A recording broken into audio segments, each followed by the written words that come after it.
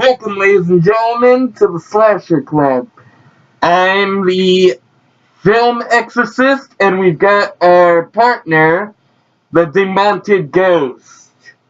And this is our horror reviews, where we give you as much terror and entertainment as you need. Tonight, we'd like to welcome you to the new Michael Myers House reality TV show, filming right here in Haddonfield, Illinois. And as always, Cameron will be giving you the synopsis and the overview. Yeah, so every week within the Slasher Club, we provide you the synopsis, we go over the production facts, we provide our slasher stats, which is a breakdown of the kills. Then we go into a more deep dive conversation before we provide any further additional facts, and then finally a rating for the film. That all said, Halloween Resurrection takes place within the same timeline as Halloween H2O. So we open. I forgot the name of the institution, but long story short, Laurie Strode has been institutionalized because what we find out is when she decapitated Michael Myers, that wasn't really Michael Myers. He had switched places with one of the EMTs and snuck out in H2O, and she wrongfully killed somebody, essentially. So she was institutionalized, and Michael Myers is going after her. And we're going into spoiler territory, folks. I think everybody's seen this movie, but just to let you know, we are going into spoilers now. She dies. She dies after setting a trap for Michael Myers, and she's tricked into it, and he stabs her, and then she falls to her death. And from there, we follow a new group of folks, college students who are attending Haddonfield University. Sarah and her friend Jen have been accepted into a new reality show called Dangertainment, and they are going to take a group of college students and place them into the Michael Myers house and have them look around. There is a whole bunch of staged events because Dangertainment is trying to get views. Sarah, our main protagonist, final girl, if you will, is also being catfished, if you're familiar with the term, by a young high school student who has been chatting with her online for several months, and he is following what's happening to her through the online streaming program Dangertainment. So he's watching what's going on while everyone else that are the actual participants are exploring the house and finding out that while some of the stuff is staged, Michael Myers is actually there. So the kills are real. And that is essentially the story of Halloween Resurrection without giving every single detail away in the story at this point. But yeah, back to you. Right. It was directed by Rick Rosenthal, known for the original Halloween Part 2. We have producer Paul Freeman, screenplay by Larry Brand and Sean Hood. We have story by Larry Brand, music by Danny Lex, cinematography by David Geddes. We have Boxwood, Doctor, and Fern Terrace, Coquitlam, British Columbia, Canada. Yes, ladies and gentlemen, we are back in Canada for this filming. Hasn't been there since, I believe it was... Was it the last film that we were in Canada? I think it was actually... No, we were in California in the last film. Now, I believe it was Scream that we were in Canada, but back to the news. Yeah. This... Yeah, it was a Scream TV show. Right. Actually, the place you were looking for was Riverview Hospital, also known as Grace Anderson Sanitarium. We have 2036 Main Mall, Vancouver, British Columbia, which is the University of British Columbia Chemistry Building, also known as Haddonfield University. We have 2400 Kingsway, Vancouver, British Columbia, also known as 2400 Motel. 4881 Mackenzie Street, Vancouver, British Columbia, also known as Sarah Buys a Bunch of Clothing for the viewing. Yay! 2071 Parker Street, Vancouver, British Columbia, which is the new Myers House, or actually known as the Myers House Street. The actual Myers House was just a set. We have Busta Rhymes as Freddie Harris, the leader and director of the show. We have Bianca Sajlik as Sarah Moyer. We have Thomas Ian Nicholas as Bill Woodlake. Ryan Merman as Miles Deckard Barton. We have Sean Patrick Thomas as Rudy Grims. We have Kate Sackhoff as Jennifer Jen Dernzik. Daisy McCracken as Donna Chang. Luke Kirby as Jim Morgan. Tyra Banks as Nora Winston. Jamie Lee Curtis back as Laurie Strode. Brad Laurie as Michael Myers. So again, we have the curse. Lauren Gale. We got the curse stopped at number 6, right? I know, but you gotta remember, it's the curse of the Michael Myers actors. Right. You can never have one actor. And finally, Rick Rosenthal as Professor Mixter, also known. That was cool. What? Oh, that was him as the professor, huh? Yeah, haven't we heard him before? I mean, it's not the same professor, but he is named after the character from Part 2. Onto the slasher stats. Yes. All right. Starting from the top, as per usual, we have 2 beheadings, 2 impalements, 1 throat slit, 1 person stabbed before falling, 1 person impaled by a tripod, 1 person just stabbed actually stabbed through the head. We have 1 head crushed. Lastly, 1 hanging for a total of 10 kills. And on to the favorite kills, which, surprisingly, during this one, I have 2 of them. We have... Oh! Yep. This one, first one, actually is my personal favorite. It reminds me of that old film known as Peeping Tom. And I guess you can figure out why.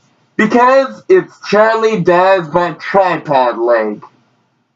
Very reminiscent of that old film where a filmmaker would literally kill his actors with his camera and lay them out in his film.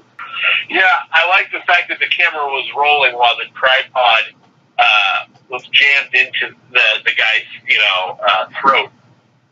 Right, and then what's-her-name doesn't even realize, where is he? I didn't see him walk past the camera, but wow, that's such a good angle. Yeah, now what was your second favorite kill? Second favorite? Jenna's head goes rolling down the hill. Or down the stairs, since it's a house. I mean, honestly, I was debating on picking this one, but honestly, it's the one I remember most from this movie. Every time I see this title, I just think, oh, hey, isn't that the film where that girl gets decapitated with a butcher knife and we watch her head roll down the stairs? I mean, it's literally the one thing other than that guy from the first movie who got nailed to the door that I literally remember every time. Yeah, Rudy's kill was actually really cool. I thought it was a great modern way to reference the original film. However, I have a different favorite kill. I thought you were going to name this one, so I was like, oh, I'm lucky he did not pick. So my favorite kill was Bill gets stabbed after Michael Myers bursts through the mirror. I thought it was a great setup. You weren't expecting Michael Myers to just burst through the wall. And then I've seen some people in Killer Flicks, which is a horror group that we belong to. Some people said that they didn't like in Halloween H2O that Michael Myers didn't seem as powerful as he had in prior films. Well, in this movie, we see him bust through a hospital room door and then bust through a wall to kill Bill. So, I mean, two instances where it's like, okay, this is definitely a very powerful Michael Myers. So, yeah, my favorite kill was Bill gets stabbed in the head after Michael Myers busts through the mirror. Oh, and the least favorite kill is, for me, personally, the female nurse dies at the end of the movie. We all know after Michael Myers wakes up, it's pretty obvious that the nurse is gonna die, but we don't get to see it. We just see her unzip the body bag, and Michael's hand moves towards her, and that's it. That's very true. Well, it's just like the end of, Halloween 6. We never really know. There's no, finality to the story. So this is another loose thread to the Michael Myers franchise that just is never going to be solved, unfortunately, because the series is essentially being taken back to the original film. But, in this film, we did learn some things. We did learn that this is officially, part of a separate timeline, like you mentioned in Halloween H2O, because while Michael Myers is stalking the halls, there's that guy that's obsessed with serial killers, and he's talking about, oh, Michael Myers, and he's stating all the facts about Michael Myers, and they don't mention Jamie Lloyd or any of the kills in those films. So this film is part of, an alternate timeline where the only Halloween films that are canon are 1, 2, H2O, and Resurrection. So it's officially confirmed in this film. We have a budget of $13 million, a box office of $37.6 million, surprising rating of 12% on Rotten Tomatoes. Oh, and little fact on our favorite Scream Queen, Jamie Lee Curtis actually didn't want to do a sequel to H2O. Well, who can blame her? I mean, she's already come back. This is her third time.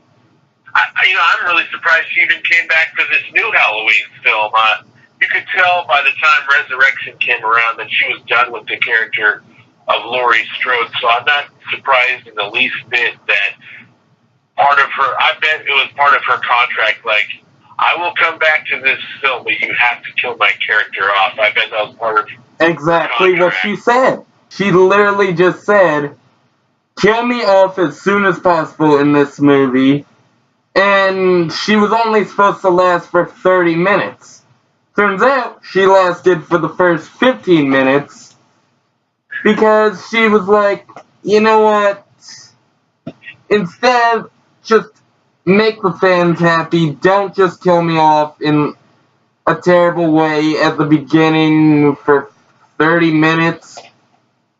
Give me an actual honorable death, and we technically get that. It was originally supposed to be called Halloween, The Homecoming.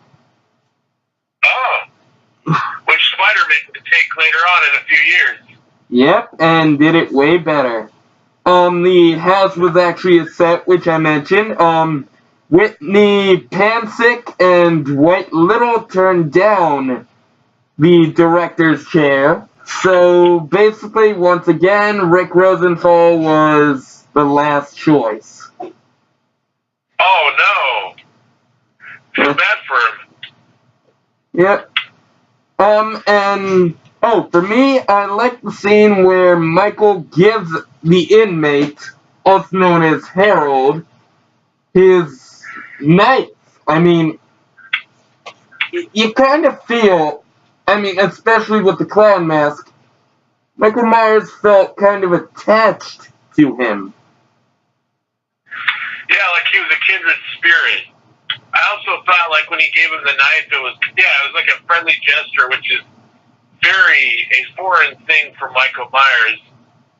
But it also, to me, it was symbolized like he was kind of done. His mission was complete. So for those that knock this film, and there's a lot of people that knock Resurrection for various reasons that we'll get into, but I mean, if you've ever wondered, what would happen if, the killer got what he wanted? I mean, he's officially killed every member of his family. So his storyline, his arc was complete. He had finally killed Lori, the sister that had constantly escaped his grasp and bettered him, and he was returning, to his home. And so now we get a change of focus. Now it's not Michael Myers just killing his surviving family members, but now it's anybody that intrudes upon his home, essentially. Yeah, I kind of have to correct you. There is still John. Oh, shoot. Yeah. So I guess I was trying to give this film a compliment.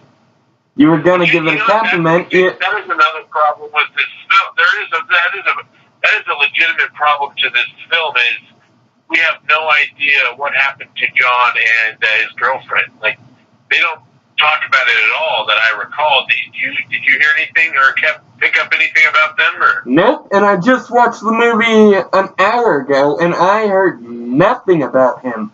I mean, are we just forgetting about him, throwing away that storyline, and just moving on to, let's add a new final girl, and just focus on the reality TV show story? I mean, I have to say, that kind of felt a little wrong to me.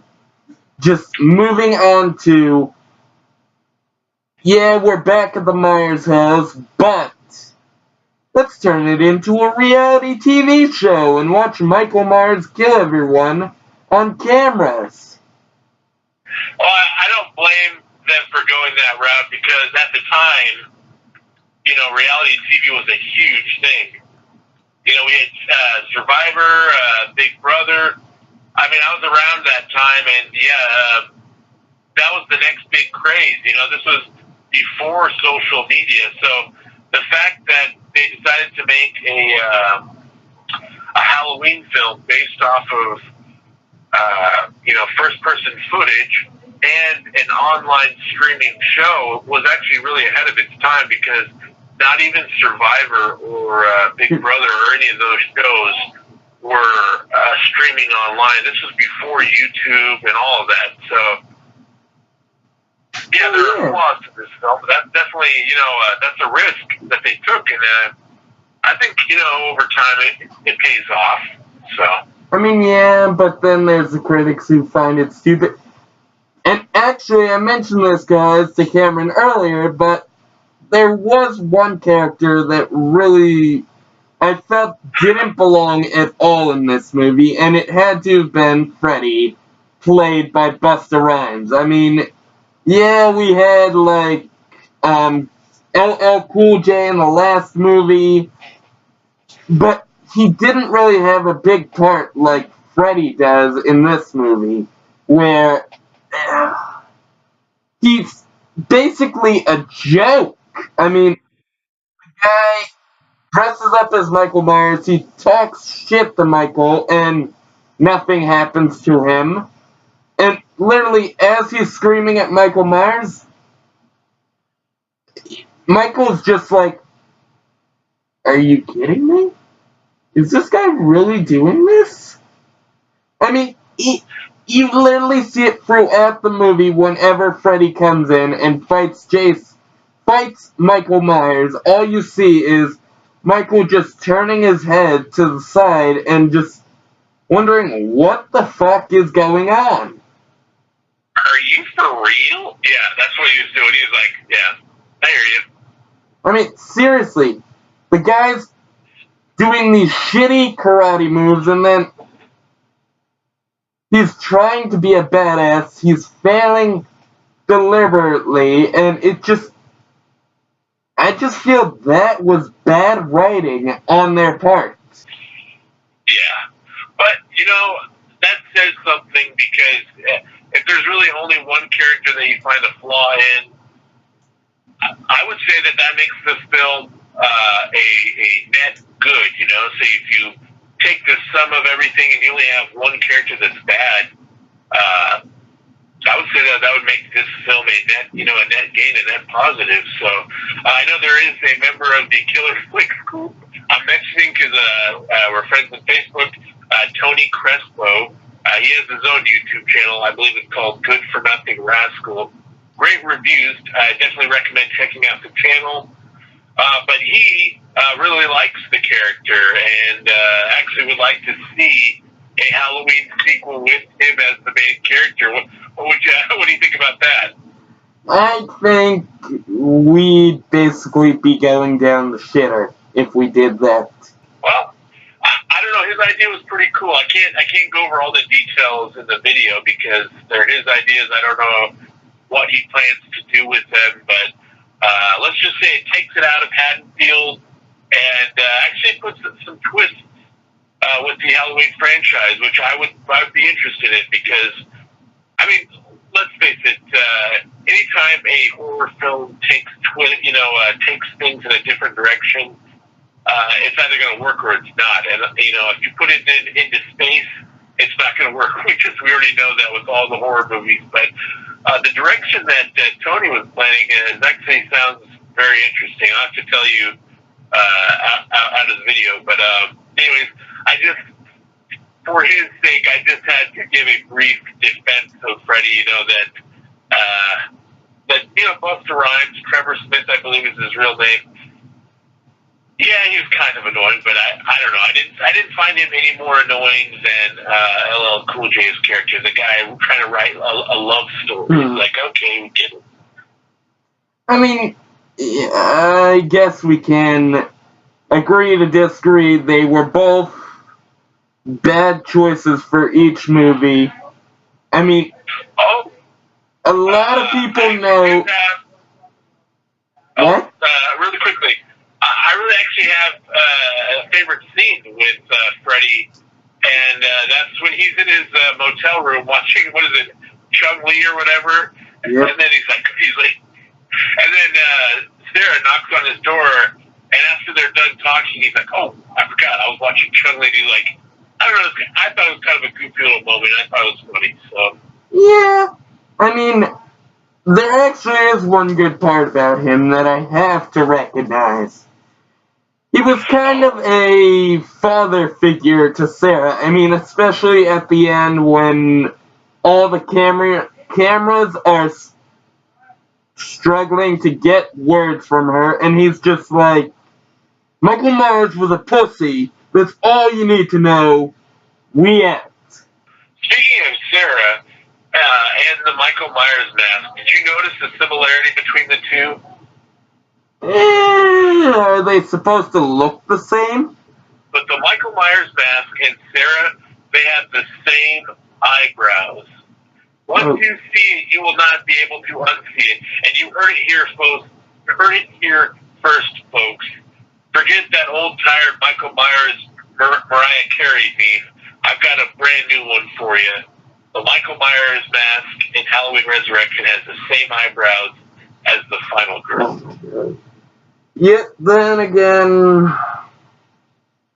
you do realize it was basically the same mask as the H2O movies. I mean, the spread out eyes, the awkward look, but yeah, what would you rate this?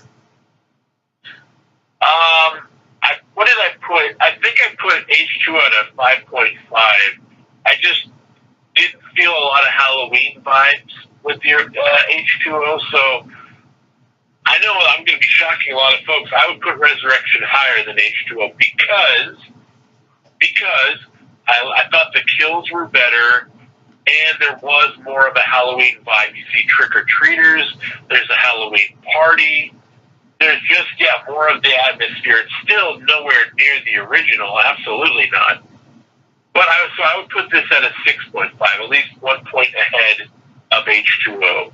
I mean, I can agree with that. I'm okay with putting this 20 points below. No, wait, what am I? 2 points below my ranking for H2O. Because if you remember, mine was an 8.5, so 6.5 seems a little fair. Alright, hey, we are literally coming to meet in the middle. That works. Right. We are moving on to the third timeline, the reboots. Rob Zombie's Halloween 1 and 2, which we will be doing number 1 next week. So don't forget to check us out. Don't forget to comment, like, subscribe, and thank you for those who have liked our videos so far. Again, thank you, Bailey and Michelle for all the info you gave us, especially Michelle for the shout out on her channel to us. Peace out, ladies and gentlemen.